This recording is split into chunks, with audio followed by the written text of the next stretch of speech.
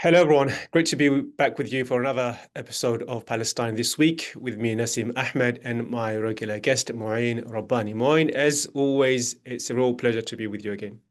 And as always, Nassim, it's a pleasure to be with you as well. Thank you for having me. Maureen, I want to kick off today because we are approaching the second anniversary of the 7th October attack and the genocide that followed since. As we know, nearly 68,000 Palestinians have been killed, 83% of which, according to Israel's own statistics, are civilians. And the death toll is likely to be much, much higher given that those who are under the rubble and many are unaccounted for. And you have estimates as high as 186,000 according to Lancet. So there's a lot of horrors that have been unaccounted for. And negotiations are currently underway in Cairo as we speak. So we want to discuss that as well. But I want to kick off, as I said, with just getting your thoughts and reflecting on the fact that we are reaching the 2-year anniversary, Mhm. and right off the bat, say, when this all kicked off 2 years ago, I did not imagine Israel's military assault to last as long as it has. I assumed, Israel would meet its stated objective, which is destroying Hamas and securing the release of the hostages. Uh, but despite, turning Gaza into rubble, it has achieved neither. So that's just my initial thoughts on that. But I want to get your, observations 2 years on. What are the key points, key issues that you're thinking about after 2 years? Yeah. I mean, it's surprising that even if one accepts, as I think most thinking people do, that Israel's intention from the very outset was to commit genocide and to ensure that the Gaza Strip is no longer fit for human habitation, that even using that criteria, it's taken them 2 years and to achieve this. I mean, they're still demolishing housing stock. They're still destroying infrastructure. They're still trying to force people out of certain regions of the Gaza Strip. And, we're talking about a territory that's half the size of New York City. We're not talking about Scotland here. Um, and to think that it has taken the Israeli military 2 whole years and it's still busy, I think tells you something, first of all, about the quality of its fighting forces. And secondly, tells you about what the situation would be had it not been for the unconditional and unlimited support that Israel has received from its Western sponsors and allies. First and foremost among that support, of course, has been total impunity to do as it pleases with the Palestinian people. Now, returning back to October 7th, the Israeli version is basically nothing justifies October 7th, but October 7th justifies everything. That's, I think, how it was very well put by Palestinian analyst Diana Boutou. Second point, and related to it, is that history began on October 7th, 2023. The only relevant history before October 7th, 2023 is the Holocaust. Nothing else is relevant, and therefore we need to understand um, October 7th in the context of the Holocaust and Israel's response in the context of ensuring that Jews are never exterminated again. This is, of course, completely, ludicrous nonsense because what happened in October 2023 had nothing to do with Europe during the 1940s and everything to do with the Middle East since the 1940s. As we've discussed before, the Gaza Strip exists only because of Israel. Prior to 1948, no one had ever heard of the Gaza Strip because it didn't exist. It was created as a result of the Palestine War and as a result of the Nakba. Then you had more than half a century of occupation beginning in 1967. With Israel's disengagement in 2005, you had the imposition of a punishing blockade on the Gaza Strip. And it was quite clear that the status quo was untenable. And one way or another, there was going to be a response.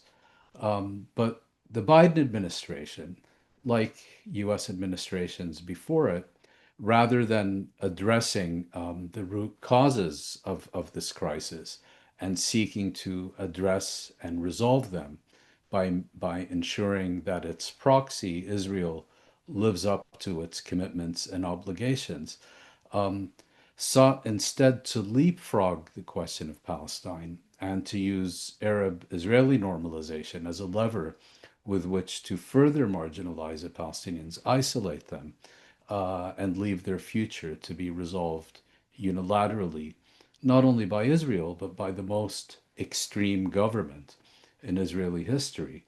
And it was showing on the ground. And I think it is in that context that we need to understand the Palestinian attacks of October 7th, 2023, an effort to irrevocably shatter the status quo. Now, whether one wants to look for analogies in history and the Tet Offensive in Vietnam in 1968 or the Mau Mau Rebellion in Kenya in the 1950s or anywhere else, it's quite clear that some form of response was inevitable, that in the context of Israel brutally suppressing any effort at nonviolent or legal or diplomatic Palestinian efforts to achieve their rights, that made a violent response to Israel's policies increasingly likely and ultimately inevitable. Were atrocities committed on October 7th? Of course they were. Was October 7th a pogrom whose sole purpose was simply to kill as many Israelis who, of course, were only allowed to think of as Jews to make the connection with the Holocaust? Was that the purpose? Of course not. There were military targets. There were also civilian targets. Um, Civilians were taken hostage. Soldiers were also taken captive. Now, what happened is that October 7th did irrevocably shatter the status quo. But what we've seen so far is that Israel has successfully used it as an opportunity to resolve its Gaza problem, its Palestinian problem, and indeed its regional problem once and for all. And if we look at reality today, it would be easy to conclude that Israel is on the verge of imposing its dominance over the region for another generation, something akin to what it achieved in June of 1967. But that's not a reading I would endorse because I do think we have reached a turning point and a historical turning point. There are clouds gathering on the horizon. I don't think that Israel has the capacity to sustain the dynamic of perpetual war, of regional dominance, of constantly attacking its neighbors, adversaries, enemies, and even neutral states and informal allies, as it's now doing. And my personal view is that for Israel, it's downhill from here. You could, of course, argue, of course, Palestinians have paid the greatest price, and you could argue this is a lose situation. But I do believe that if we were to resume this conversation a decade from now, we will look back at the past 2 years as a time of extraordinary, unprecedented suffering, of genocide, of dispossession, of famine, and all the rest of it. And we will also look back at it as a historic turning point from which Israel was never able to recover, and which ultimately will mean either the beginning of the end of the Zionist project or a process whereby it's increasingly constrained. If I could just make one last point, I do think that the era of unrestricted Israeli impunity is gradually being chipped away at as well. We're already seeing this, the idea of ICC warrants against Putin, where I think much more believable than anything against even a minor Israeli corporal. But here we have Netanyahu indicted. Big unanswered question, of course, is what's going to happen in the region. I've previously compared it to 1948, where the failure, refusal of the Arab leaders to lift a finger in support of not only the Palestinians, but of what most Arabs themselves see as an Arab cause, as Arab national security. In other words, they see it not only as solidarity with others, but as a question of sticking up for their own rights and interests.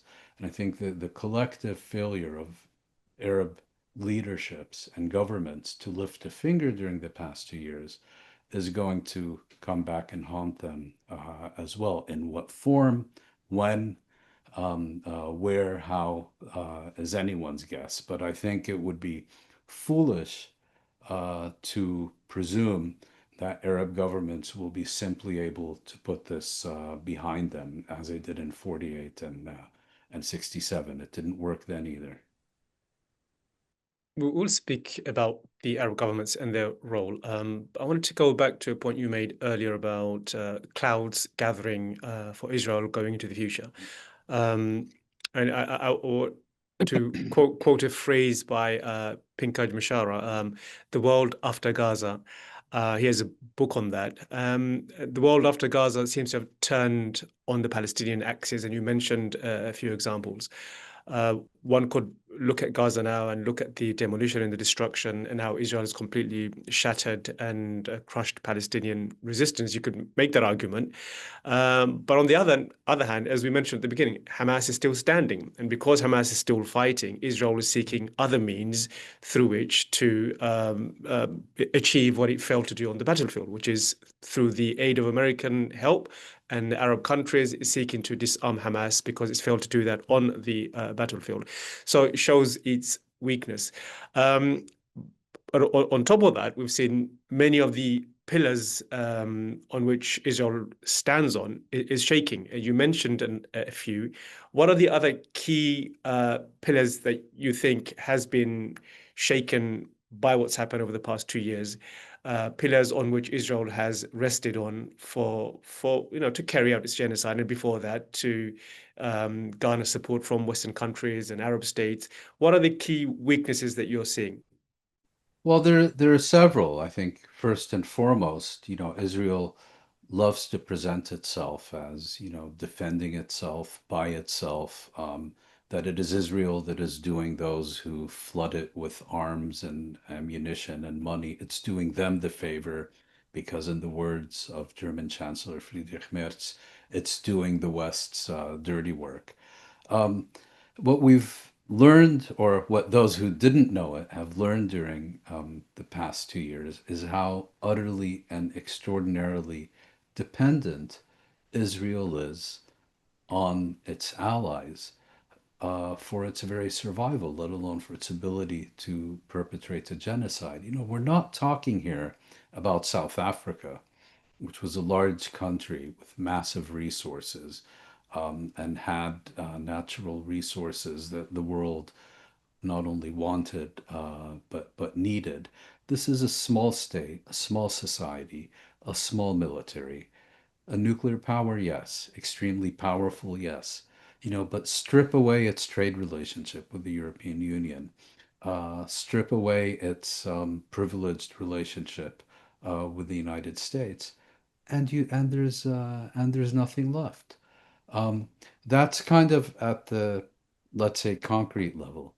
The other thing that has changed fundamentally, and here I'm speaking primarily of the West rather than more broadly the international community, is that Israel has tended to be seen as a state that came into existence for a moral reason and a moral purpose. Of course, anyone who knows anything about it would be flabbergasted by this assessment, but it's true, particularly among older people who have who either experienced or have memories of the Second World War.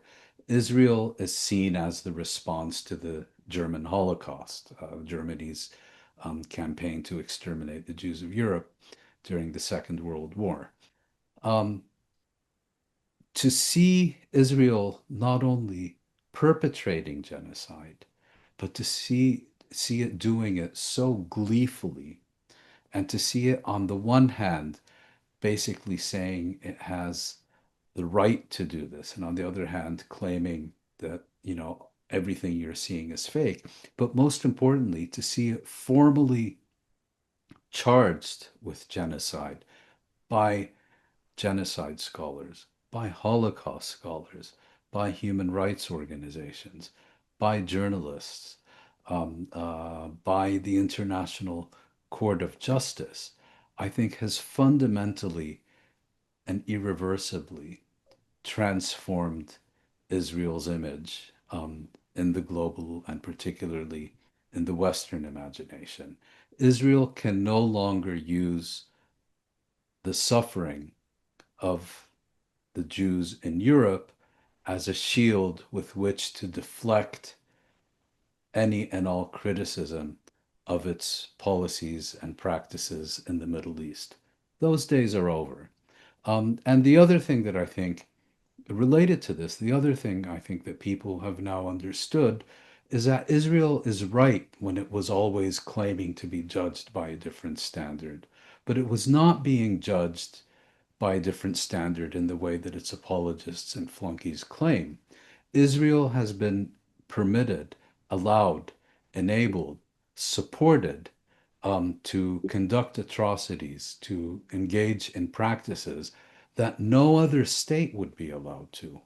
And I think there is an increasing demand that Israel should no longer be held to a different standard, should no longer be judged by a different standard, should no longer be treated as a class all its own, and needs to be viewed, examined, judged, and held to account no differently than any other state. I mean, you now have this crazy situation where in a number of countries, and particularly the United States, there's more tolerance for criticism, for condemnation, even for calls for destruction of that state itself than it is of the foreign entity named Israel. There was recently a law passed, I believe, in Texas um, that considers burning the American flag protected speech, but burning the Israeli flag a criminal offense. I mean, one could perhaps find it understandable that an Israeli judge would rule like this.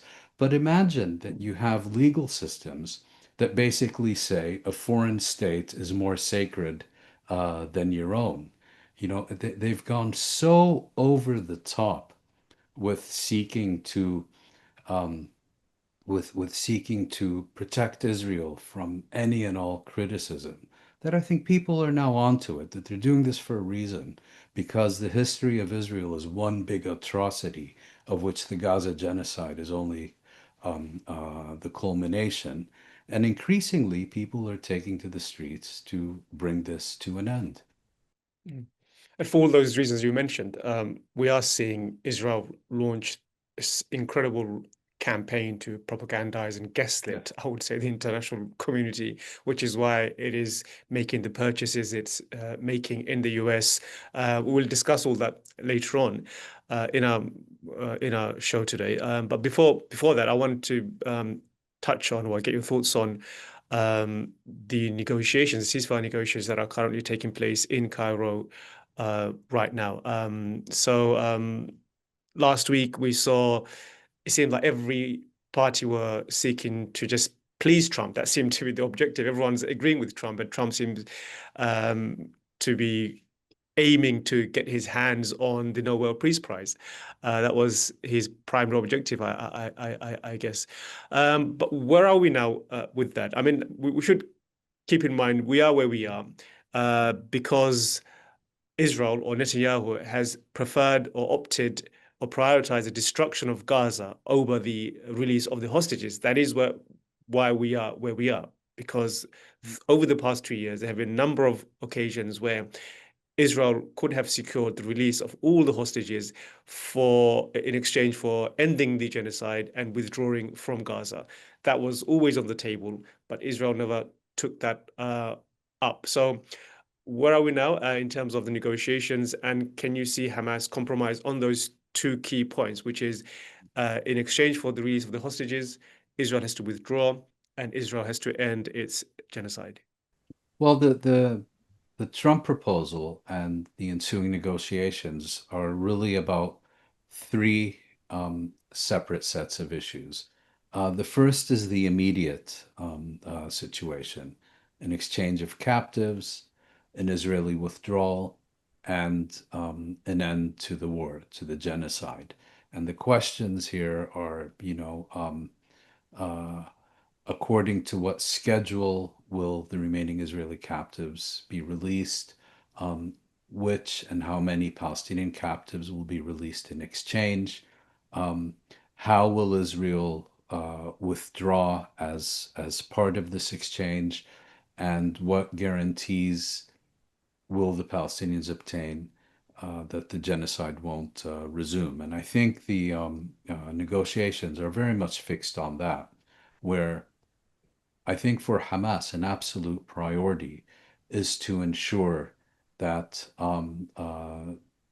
Palestinian leaders who have been in prison for decades, like Marwan Barghouti, like Ahmed Saadat, the Secretary General of the Popular Front for Liberation of Palestine, like some of Hamas's own leaders, that these are all released. And for Hamas, it's particularly important that leaders who are not members of Hamas are released, because then it can present itself as having acted in the national interests rather than purely according to factional considerations. And it is precisely for that reason that Israel will fight tooth and nail not to have these people released. And it will have a silent partner in this, which is Mahmoud Abbas and the Palestinian Authority, who also see these people as a threat to their own legitimacy and rule if they are released from prison.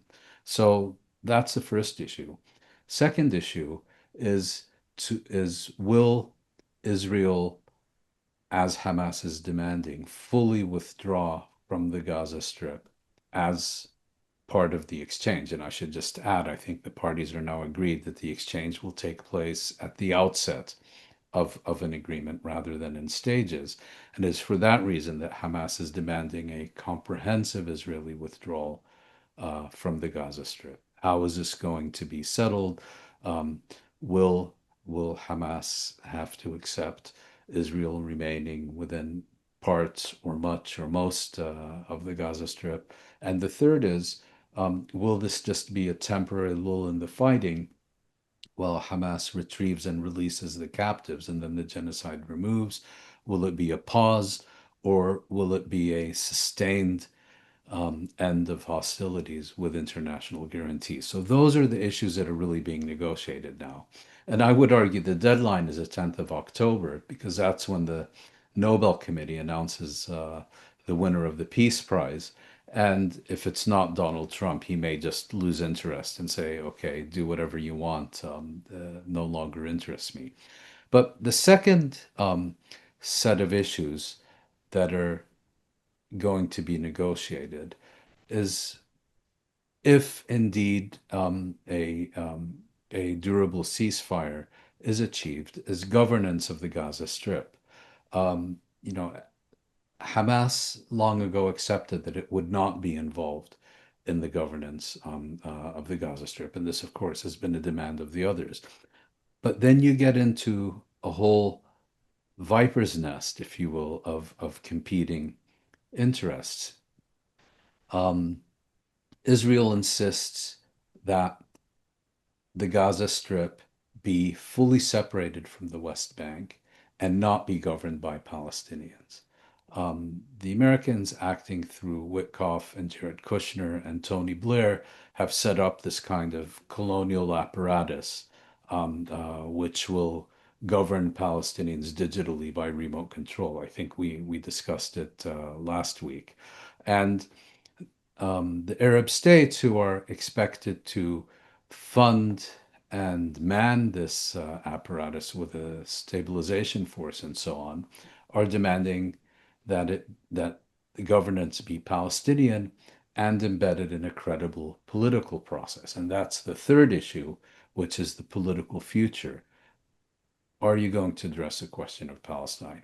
If so, how? How are you going to resolve it? And so on. Rather than getting into detail on the second and third set of issues, let me just say that I suspect the negotiations are very much focused on the first issue, that for a variety of reasons, they will probably achieve at least partial and temporary success, but that it is unlikely that we are going to see a comprehensive end to the Gaza genocide. I'm thinking of something akin to the ceasefire we have in Lebanon, where the Palestinians cease fire and Israel can continue bombing at will. And I certainly don't see serious effort to address and resolve the underlying political crisis, which set the stage for the past 2 years, unless the Arab governments began using their very real leverage with both Israel and the United States, as a result of which the West begins to use its leverage with Israel. But I simply don't see that happening. Mm. And I think that is the second point, is where there will be major sticking point. And Hamas has come out and said that it will not surrender or give up its arms unless there is a Palestinian entity, as opposed to a colonial tool in the shape of Tony Blair governing Gaza. That's where the major stumbling block is.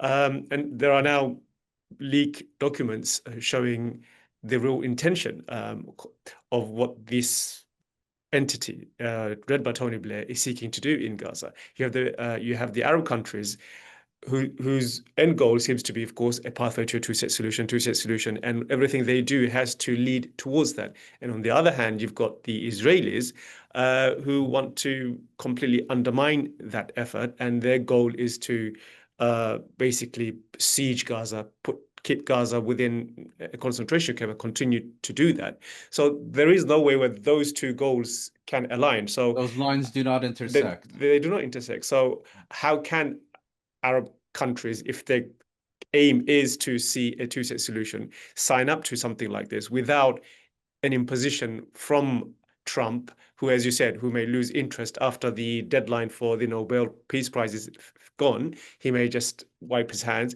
and then what we'll see is a resumption. So I do envisage Hamas releasing the hostages, but I Yeah. don't, like you, I don't envisage that they will disarm, lay down their arms, because they know Israel's goal is not to create a pathway to a two-state solution. Their goal is to keep Gaza and, of course, the West Bank under endless under decades of occupation. Yeah. Well, imagine a situation in which you have a ceasefire, you have an exchange of captives. All the Israeli captives, dead and alive, are released. Key Palestinian captives are released from Israel's prison system. You have a substantial, perhaps even more or less full, Israeli withdrawal from the Gaza Strip, and you have a ceasefire that is, not a real ceasefire, but is not kind of the constant, intensive genocide that we've been seeing now. And then you don't have agreement on any of these other issues, governance, administration, and so on. From Israel's point of view, things could be worse because that means the blockade continues. That means reconstruction will be exceedingly slow, if at all. That means you have created conditions of life within the Gaza Strip that will remain impossible, and growing numbers of Palestinians may well choose, perhaps even be assisted, to try to leave the Gaza Strip. And Hamas and the other Palestinian groups in the Gaza Strip are, from Israel's perspective, on the one hand, sufficiently weakened that they can not do anything remotely approaching the 2023 attacks, but by still being there and not being disarmed, they will provide Israel with a pretext to continue attacking the Gaza Strip at will. And from Israel's perspective, you could do a lot worse. And that way, you don't have to have any discussion about eventual Palestinian governance, about addressing the underlying political crisis, and so on. And I think, from the perspective of Israel's sponsors and allies in the West, if that gets Gaza out of the headlines and reduces popular mobilization against government policies, that's all for the better. You know, we're now at a crossroads. Um, we're either going to go into this endless tunnel akin to Oslo of protracted negotiations about meaningless details that provide no serious resolution of anything, but that will be dominating the headline and be used as camouflage, as a fig leaf to hide and even to change reality. That's the one fork in the road. And the other is the growing mobilization of popular opinion and even of some governments around the world to ensure that Israel is held accountable for its crimes and can no longer act with impunity, and to ensure that Palestinian rights are not just ink on paper, but are translated into concrete reality. And I would argue it is precisely now, at junctures like this, that it is absolutely vital not only to continue, but to redouble our efforts, because we also don't want to go back to a situation in Oslo where the sacredness of the process, the need to preserve the process at any cost, was consistently used as a pretext not to address the increasingly deteriorating and worsening situation on the ground. You mentioned Palestinian concern. I think one of the themes one could point to throughout over the past 100 years is the fact that Palestinian concern in every negotiation or every so-called solution has been on the outer periphery. It's never been a concern, and we see that on this occasion as well. And there was a leaked document, which I think you shared with me, and it clearly showed how real financial returns seems to be the number one priority of this plan that's been cooked up by Blair and the others. And proposals suggest that few billionaires would sit at the top of this entity, and it would include a number of bodies, but only one token Palestinian. Who that Palestinian is, how you qualify to be in that board is still unclear. But the aim seems to be, real financial returns. That's the goal, it seems. Yeah, I mean, if Tony Blair is involved, you can rest assured there are two other things involved: crime and money. And that's precisely the case here. I mean, the the Gaza Strip is supposed to be some cash cow for Blair, for Kushner, for this board they're setting up, in which they're literally milking human suffering for money. That's exactly what they're doing, and turning the Gaza Strip and its suffering, turning genocide into an investment opportunity. Um, this is not a structure that is being put in place to promote Palestinian rights, but rather to control Palestinians and to ensure that Palestinians remain subordinate to Israel. Now, there are all kinds of, in this document, again, the fundamental principle is that Palestinians will not have the right to govern themselves. They will be governed by outsiders. Blair having such a stellar record in the Middle East is, of course, going to be in charge of this. But the idea of Palestinian self-determination is nipped in the bud. Even the idea of Palestinian self-government and autonomy, which which at least was part of the Oslo agreement, that is now off the table as well. And Palestinians will become hewers of wood and drawers of water for Tony Blair, Jared Kushner, Inc., LLC. And it's not going to fly. I mean, even if the structure is set up, and even if it is put in place, and even if it begins to be implemented, it's ultimately going to be as successful as the military occupation. It's not sustainable. Palestinians are not going to take this lying down. Mm. They are not going to accept being turned into a business opportunity for a bunch of crooks from Europe and the United States and Israel. Mm. I think last week when we ended our show, we were having that conversation, and I think we were correct in our assumption, which was that Palestinian Hamas will seek changes to the Yes. proposal, and it's not going to accept every um, item in the proposal. And that's how it turns out. And I think in the long term, it doesn't look like the second part of the proposal, which is the creation of this entity to look colonial entity, is going to work. The first part, as I said, I do expect Hamas to Yeah. release all the hostages. Um, just moving on, I wanted to just shift our focus from Gaza and Palestine to what is happening in the US, because of course they're all very related. And we mentioned earlier on that the pillars on which Israel rests is shaking, and one of the pillars is the influence and the domination of the information system in the West. And we saw a number of um, reports last week of how Israel is seeking to dominate uh, the social media world. First, there was a report with uh, statecraft, something I forgot the name of the website, but it published an article saying Israel is actually paying Responsible statecraft. responsible statecraft. Sorry, Mhm. that's it. £7,000 per tweet. It's an awful amount, showing exactly how they're seeking to dominate what I would now call the eighth front of Israel's war. It's fighting war in Gaza, the West Bank, against Lebanon, against Iran, against the Houthis.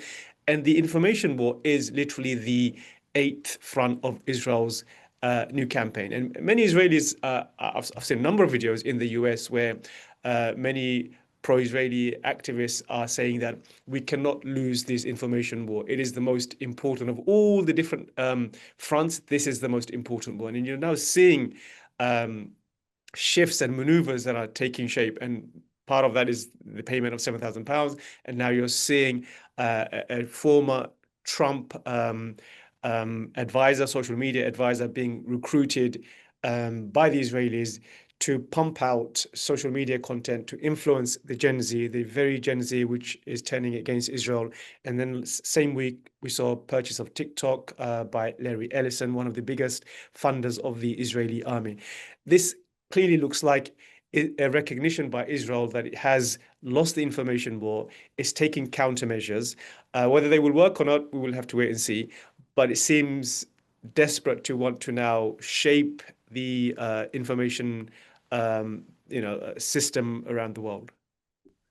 Look, we no longer live in a world where if you don't like what you see on BBC One, your only alternative option is BBC Two. If you don't like ABC, then it's either CBS or NBC. The world isn't like that anymore. There are so many platforms and so on with new ones emerging. I mean, how many, Facebook was all the rage a decade or two ago. How many people under 25 even have Facebook accounts? So the idea that you can somehow seize the airwaves, control the media the way that would have been possible before is a pipe dream. So, what Israel and its allies are focusing on is purchasing key legacy media, like CBS, like CNN. Who even watches them, in order to control their messaging? Um, and social media, like the wildly popular TikTok. But do people really believe that once TikTok loses its freedom and becomes highly controlled and regulated and tells you what to think, that people are going to stay there, or that they're somehow not going to be able to have access to reality through other platforms? And by the way, if I should just add, supreme irony here is that TikTok is, of course, a Chinese developed platform, an application, and Israel and the United States have waged war against it because it's too free. you know, the uh, Chinese freedom of expression needs to be restrained and controlled and repudiated by the country that poses as a leader of the free world, not to serve American interests. No one is ever claiming that TikTok needs to be strangled because of its attacks on the United States to defend Israel. So here again, you have the United States prioritizing a foreign government over itself. It's beyond words. But the broader point is that yes, um, it may cause a temporary decline and outrage against Israel and so on, and people will have less access. But if they really think that shooting one messenger after another, the way that they've been murdering journalists in the Gaza Strip, is going to prevent the message from getting out, or is going to ensure that only their message reaches the broader public. They're living in the past. The dam has Mm, burst.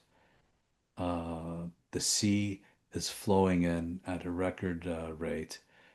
You cannot rebuild a dam when it's flooded underwater. It's simply not going to happen.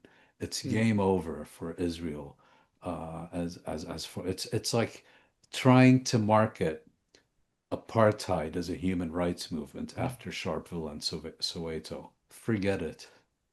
You commented on a row that sparked last week. Again, American liberal commentators ignoring this shift that's taking place in the US, ignore and instead saying it's Chinese and Qatari influencers who are pumping out these images of dead babies, and ignoring the fact that Israel's literal or pro-Israeli billionaires are literally buying up American media space to pump out pro-Israeli propaganda and gaslight all of America.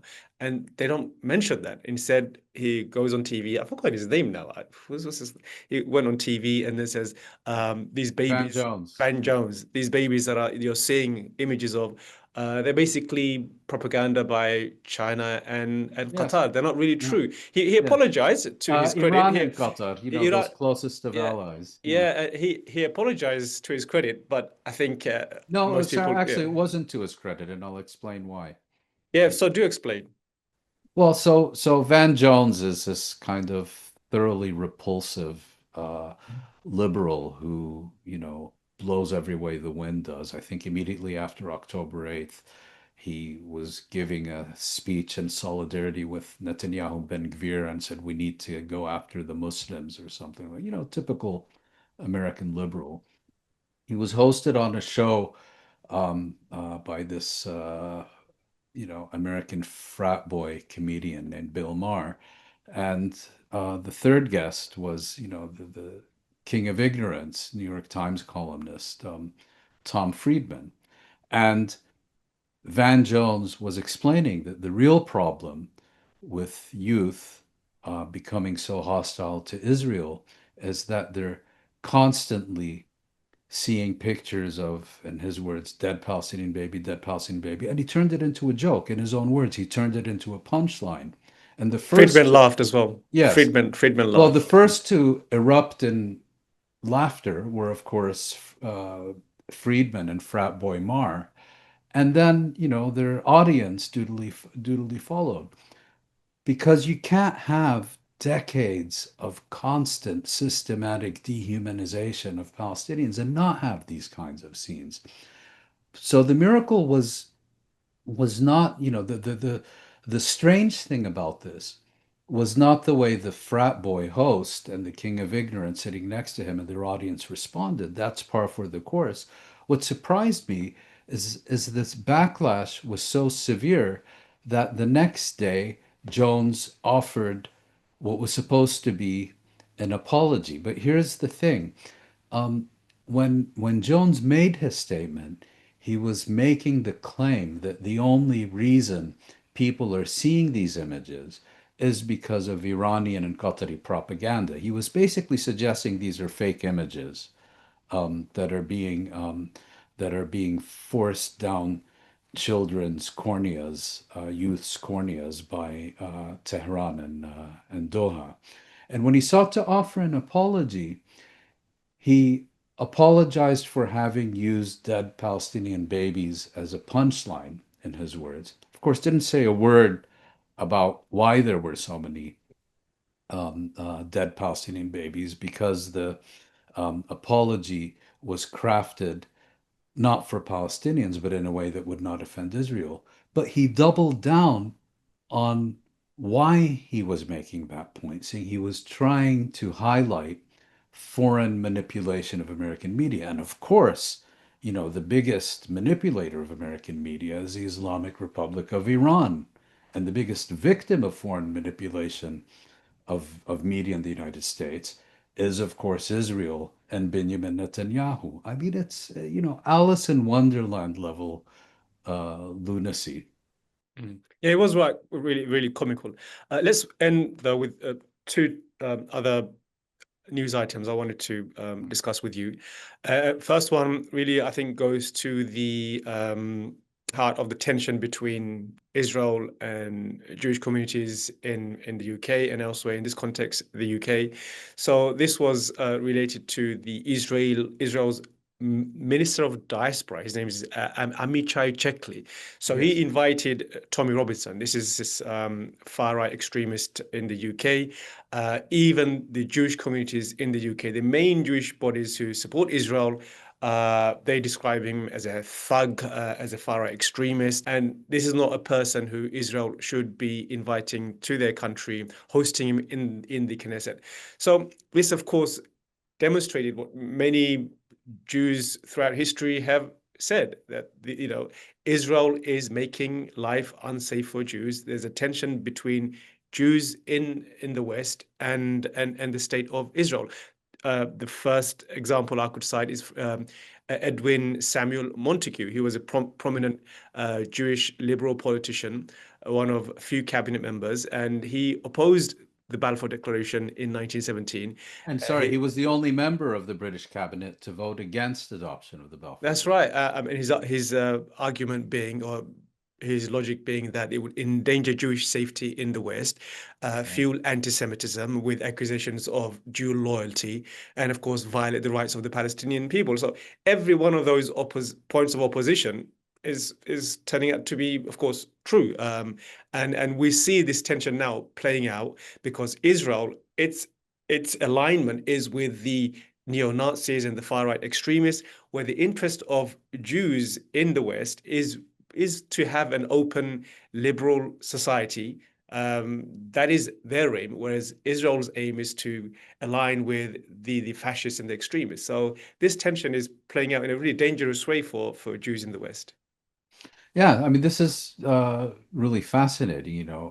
I think it was Hannah Arendt who, already in the 1950s, wrote that it was virtually inevitable that over time you would have a schism between Israeli Jews and diaspora Jews, and with Israeli Jews, as you suggested, going in an increasingly militaristic, right-wing supremacist direction, while diaspora Jews would maintain this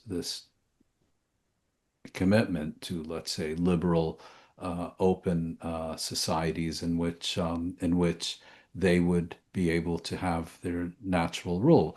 Now, of course, Jewish societies are not monolithic, and you do, of course, have extreme right-wing elements within them. You have left-wing elements, and so on.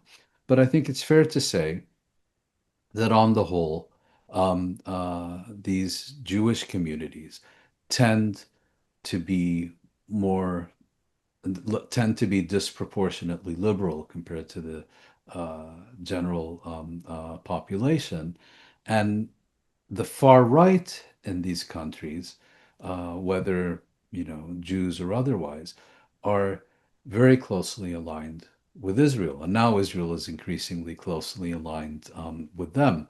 So, in the case of this neo-fascist Tel Aviv Tommy, as he's also known, Tommy Robinson, he was he's basically going to be given a hero's welcome in Israel, and that has caused deep opposition among the established Jewish leadership, Jewish community leadership, the kind of the organized Jewish leadership that has been the traditional vehicle of serving Israel's interests in the UK, the Board of Deputies, and so on. And true to form, Robinson came out against them and said they're part of the problem. They're the people who have been advocating for open borders. And so, for good measure, bought in a number of anti Semitic tropes and so on. But of course, from Israel's perspective, these people are not judged by their love or hatred to Jews, they're judged by their Zionism. And as long as they're loyal to Israel, what they think or feel or say about Jews is completely irrelevant. Um, Israel doesn't care whether you're neutral to Jews or friendly to Jews or a raging anti Semite. As long as you support Israel, you can think whatever you want about Jews. And now you're having a similar problem in the US. There was a recent poll that shows that most American Jews either believe Israel's guilty of genocide or is perpetrating war crimes. Um, the chief commissar, Israel's chief commissar in the United States, a fellow by the name of Jonathan Greenblatt, who heads the Defamation League, um, was just told by the new far right director of the FBI that they're no longer welcome, that the partnership is over. And of course, the government has been a key vehicle through which Greenblatt's organization has been able to enforce politically correct thinking in the United States. So you're beginning to see this fracture where Israel's traditional allies are being excommunicated, if you will, by the far right, and Israel is replacing them with the far right. Yeah, I think that there's a critical moment, I think, coming on this issue. And I was pleasantly surprised, I should say, when I read even Melanie Phillips. She is a staunch devotee of Israel. I would say Islamophobic, hates Muslims and migrants and whatnot. And she even came out with an article in Substack saying that Israel is making life for Jews unsafe. And then she wrote an article saying it's a very stupid and dangerous mistake to invite Tommy Robinson. Yeah, but if And anyone else says it, they're of course a of course, Nazi. Yeah. they're Nazis. So, yeah, I mean, I think where this leads to is, again, some Jews uh, do not deserve, in the words of, I would say, Peter Beinart, who came out this week in response to Israel boarding the Gaza global Samud flotilla and capturing someone by the name of David Adler, who is a Jew. But there's not been a peep out of anybody regarding his safety and the safety of others who are on board that ship. So Peter Beinart, who is a American commentator, Jewish American commentator, used to be a staunch Zionist probably is in some shape or form. He came out and said, and I quote, "Why aren't the establishment Jewish groups who talk constantly about Jewish safety demanding that David Adler go free? Because when Jews defy Israel, their safety no longer matters. Exactly. They cease being a Jew at all because for the American Jewish establishment, Jews means pro-Israel. This is what happens when you make a state your God." So Yeah. it's quite a powerful statement. I thought I should read that out loud. And it's exactly what is happening now. Jews in the West who do not subscribe or support Israel, they They're fair game. basically they're fair game. They lose their Jewishness, and they're fair game like every other non-Jew. And if I could just make a point, I mean, yes, there were a number of Jews on this Samud flotilla, and they, along with hundreds of others, were Western citizens. Now, imagine that any other Middle East government, um, an extremist government led by an indicted war criminal, abducts hundreds of Western citizens in an act of piracy from the high seas. What do you think the response of Western governments would have been if Iran did this, if Gaddafi did this, if the Houthis did this? Well, we know what the response would be because the Houthis did take a container ship, I think in late 23, and they've been repeatedly bombed in response. But I'm talking about, several hundred Western citizens. Imagine, the Security Council would have already passed 17,000 resolutions. Um, there wouldn't, the entire Middle East would look like the Gaza Strip. But because Israel did it, you've heard barely a peep. These governments won't even acknowledge their own citizens. They throw their own citizens to the wolves when the violator is Israel. Look at the United States. Look at all the US citizens that the Israeli military and Israeli settlers have murdered in recent years. The US has been very active on these cases, very active in covering them up and to ensure Israel does not pay a price for killing its own citizens. Imagine if Iran started hanging US citizens and executing them. Uh, Well, but imagine if Iran waged a war on its citizens and arrested an 85-year-old blind man, which is exactly what happened yes, last weekend, because because the yes, UK has designated this entity as a terrorist organization, and now it's mm, arresting blind people, people who are handicapped. So this is the extent to which they're willing to go to defend Israel, wage a war on their own citizens to defend yes, Israel. yeah, and that's what's changing. You know, Israel and its apologists ceaselessly whine that they're being held to a different standard as a way to cover up for the impunity they enjoy. And people now understand it is held to a different standard and are increasingly insisting it be held to the exact same standard as every other state and government and indicted war criminal. And to the extent that that campaign is successful, it will not end well for Israel. And on that note, the point about the UK designating Palestine Action as a terrorist organization and the consequence of that, we saw this weekend, as I mentioned, uh, nearly 90-year-old blind man, 80 something years old, being arrested by the police. So you're seeing these shocking images. Now it turns out reports are that sections of the intelligence were opposed to this law, Yeah. designating, prescribing Palestine action because they know the consequences of that, and we're seeing that. Yeah. I don't know how long the UK can maintain this position. We'll have to wait and see, and how long they can continue to wage a war against their own citizens Yeah. to defend Israel. Yeah, I'm sure we'll come back to this topic, Moin. Yes. As always, pleasure talking to you, Thank and you. hope we can continue our conversation next week. Not hope, we definitely we will Yeah. I look continue our forward to conversation it. next week. So thank you, and see you all. Thanks for tuning in. Bye bye.